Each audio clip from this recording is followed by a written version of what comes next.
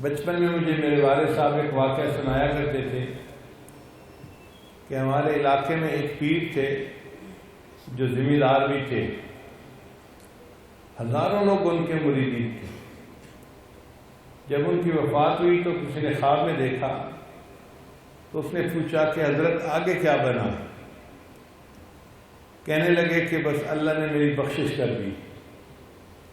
حضرت بخشش تو ہونی تھی، آپ کے تو اتنے مریدین تھے اور آپ نے ان کو نیکی کا راستہ دکھایا اور ذکر سکھایا، بھئی یہ عمل تو پیش ہی نہیں ہوا، ایک اور عمل اللہ کو پسند آ گیا۔ اس نے کہا کہ وہ عمل کون سا؟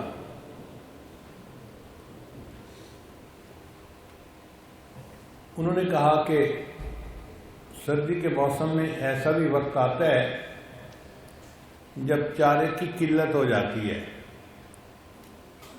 تو غریب لوگوں کے جو جانور ہوتے ہیں وہ بھوکے رہتے ہیں، کچھ لوگ امیروں سے خرید لیتے ہیں اور جو خرید نہیں سکتے تو وہ پھر بغیر اجازت ان کا چارہ کاٹ لیتے ہیں، چوری کر لیتے ہیں۔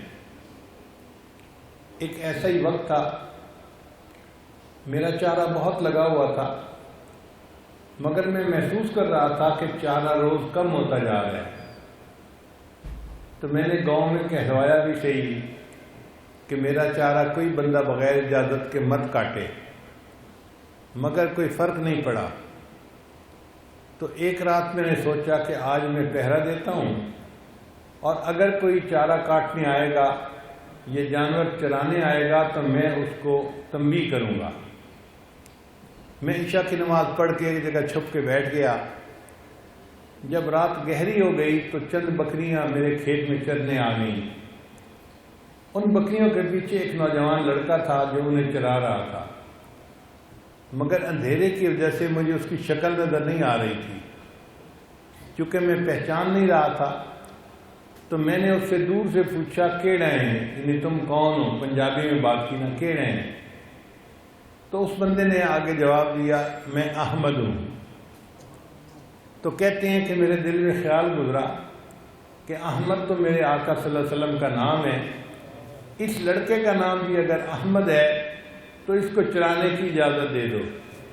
تو میں نے جواب میں کہا احمد ہیں تے پیا چرا، اگر تم احمد ہو تو بکریاں چراتے رہو۔ میری یہ بات اللہ کو پسند آ گئی کہ میرے بندے تو نے میرے محبوب صلی اللہ علیہ وسلم کے نام کا احترام کیا، میں تیرے سب گناہوں کو معاف کر دوں۔ چھوٹے چھوٹے عمل جو اللہ کے لیے کیے ہوں گے، ہمیں یاد بھی نہیں ہوں گے، وہ کام آ جائیں گے۔